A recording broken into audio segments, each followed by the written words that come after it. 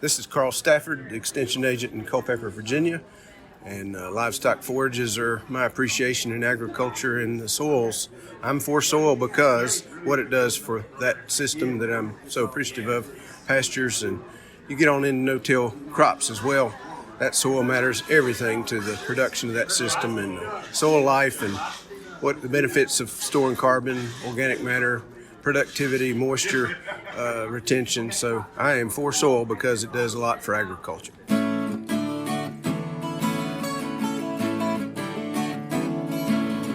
And we are off and running with another episode of For the Soil, a Conversation. I'm Jeff Ishee. We'll get to our special guest in just a few moments, but I wanted to remind you about a recent post that we have on our blog at forthesoil.org. Just go to the menu bar there at the top of the website on the right-hand side, and you'll see blog. And one of those blog entries is 5 priorities of soil health management. Priority number 1, eliminate erosion. Very interesting reading and some good resources there. Be sure to check it out at forthesoil.org, and there at the menu bar at the top, just click on blog and you'll see 5 priorities of soil health management. Priority number 1, eliminate erosion. Now to this week's podcast.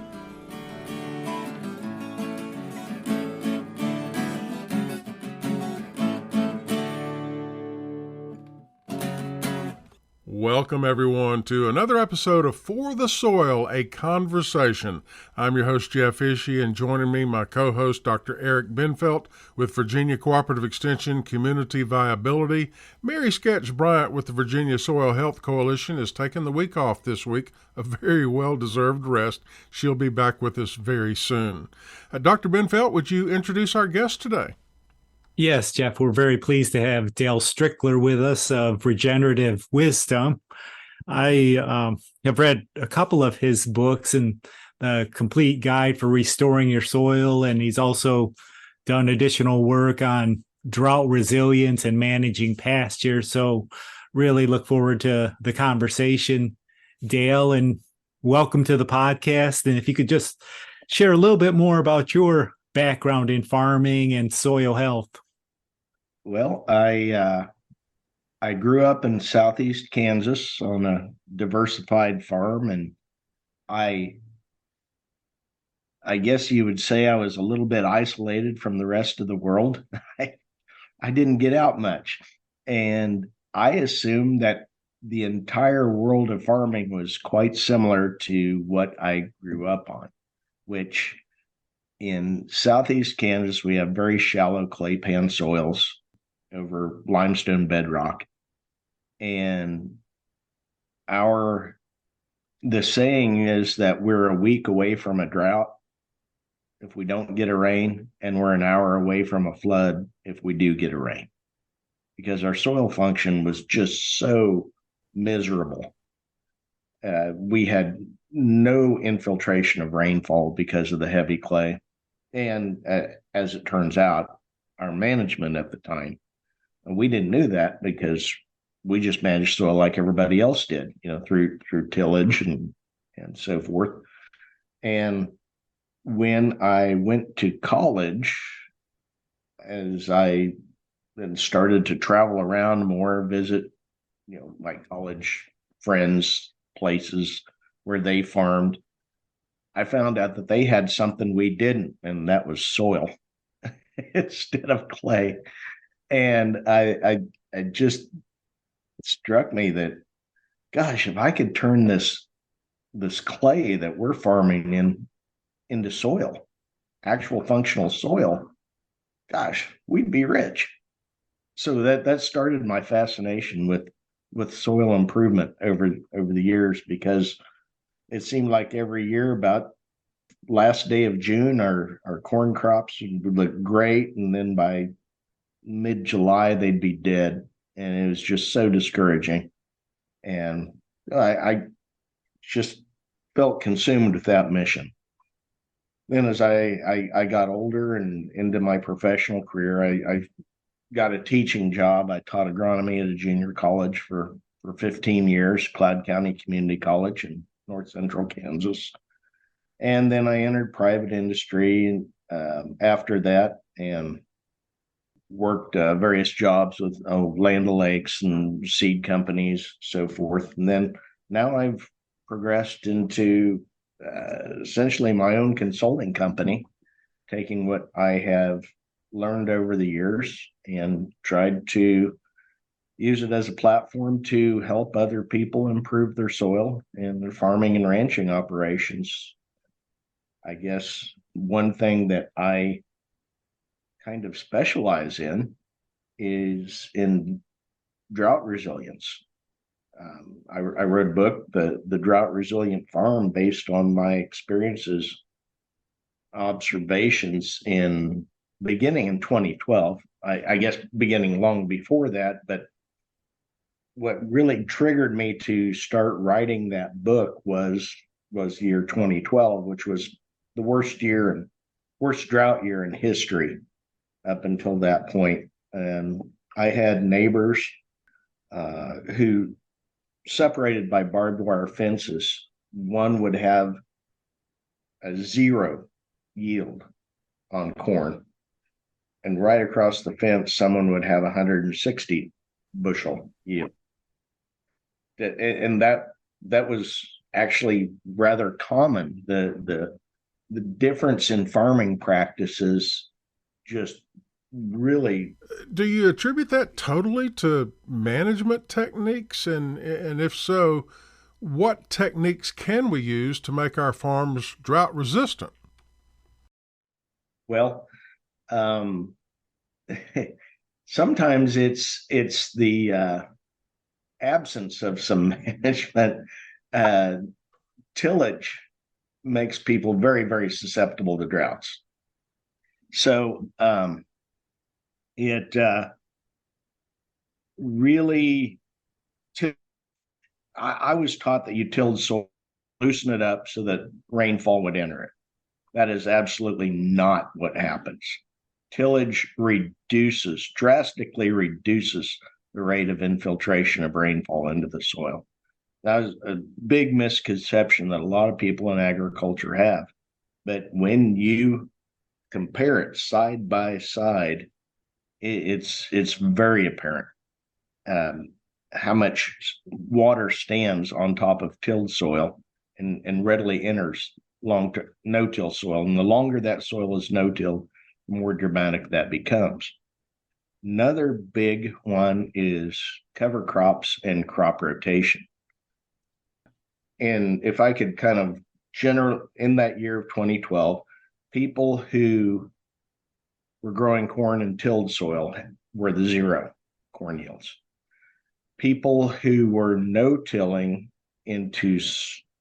corn into soybean stubble in a corn soybean rotation were making about 40. People who no-tilled into wheat stubble, which has more residue, more root channels, they were in about the 80 bushel range. And people who no-tilled who had a long-term history of cover crop use in a complex crop rotation, or who no-tilled into alfalfa that had been terminated, they were in the 120 to 160 bushel range. Well, Dale, we've here in the Shenandoah Valley, both in where Jeff lives in Augusta County and where I live in Rockingham County, we've only just recently had some substantial rain. We could still use quite a bit more, but over the last 11 years, how have you seen farmers adapting to some of these fluctuations and variability in their, whether it's weather or climate? Say that again. I'm sorry. Oh, what changes have you seen in the last 11 years since 2012 with farmers adopting new practices or learning from their neighbors? Yeah, one of the biggest changes I've seen, honestly, is social media. People are essentially communicating more about what they're doing, and I can see what someone's doing in Missouri at 8:30 in the morning, and then by 8:45 I can see what someone's doing on their farm in eastern Colorado, in just a few minutes apart. And people are sharing their successes, they're sharing their techniques, and they're discussing. It's every single day. You have the ability to come together and communicate with people. And the other one is the explosion of conferences like the one you have there in Virginia, where people can get together and discuss and learn from each other. We're talking today with Dale Strickler, author and consultant. He has more than 30 years of experience in agronomy, and you have an organization, Dale, I believe it's called Regenerative Wisdom. Is there a website for that? Yes, there is. Regenerativewisdom.com. Well, that was easy. Regenerativewisdom.com. And I wanted to ask you, and I don't necessarily want to take a deep dive on this, but I would like to get your opinion on the topic of deep tillage, subsoiling. I recall 25 years as a farm broadcaster now, one of my very first field visits, we went out to a place for an equipment demonstration, and they had a subsoiler. And I can vividly remember the salesperson saying, "This subsoiler has 30-inch shanks. It will break up any compaction that you have." And he went on and on about the benefits of subsoiling with this deep shank subsoiler. And I'm curious about that. We talk about disturbing the top of the soil, but does subsoiling and deep tillage have a role to play in what we call no-till agriculture? Yes, but not necessarily in the way it's promoted. And I'll give you my personal feelings on subsoiling. First of all, in a drought, especially in a clay soil, what happens to a clay soil in a drought? Cracks open, right? Yeah. So if there's inch-wide cracks that you can lose tools in, what is that subsoiler going to do that the drought itself did not do? I don't know what happens 30 inches underneath the surface of the soil, but the way it was explained to me is that it opens up channels for that moisture to move around and provide moisture for the deep roots. Is the common reasoning behind subsoiling, but and that works.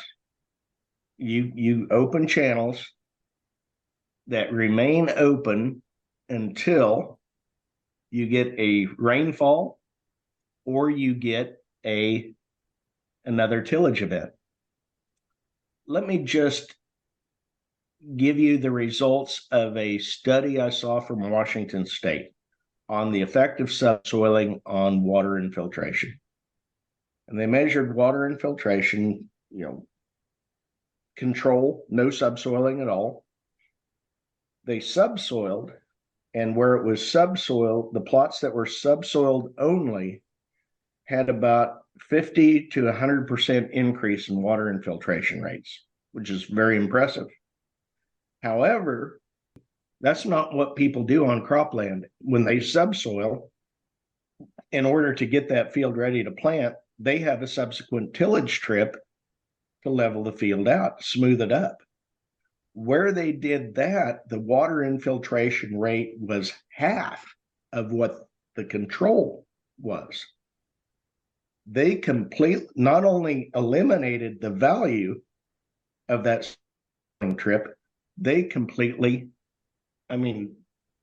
went backwards by a substantial margin. They cut their water infiltration rate in half of what it was with no treatment at all.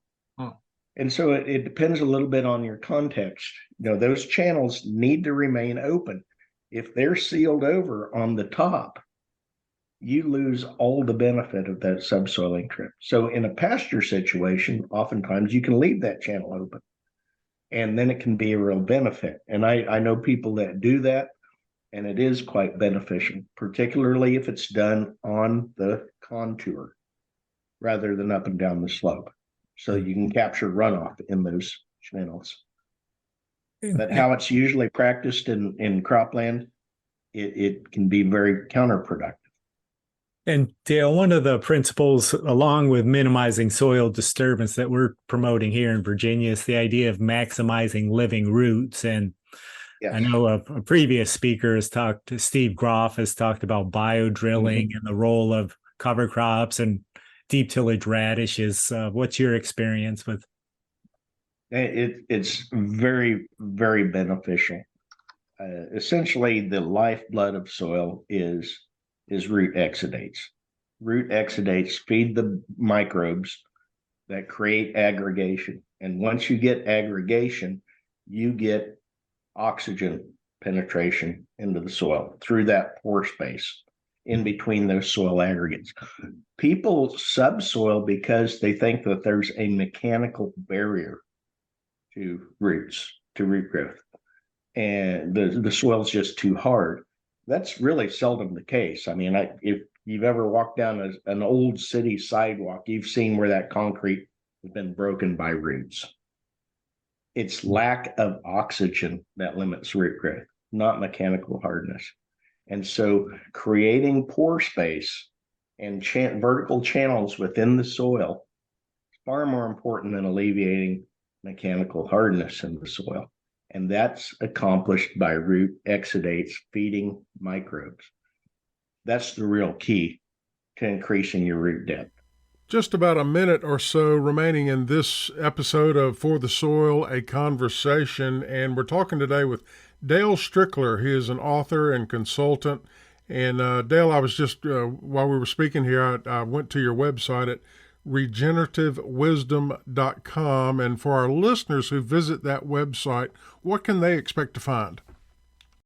Well, you can schedule consultations, which is the primary business. You can also order books off the website, find out when speaking events are occurring. So you can visit us in person or have us come and visit you.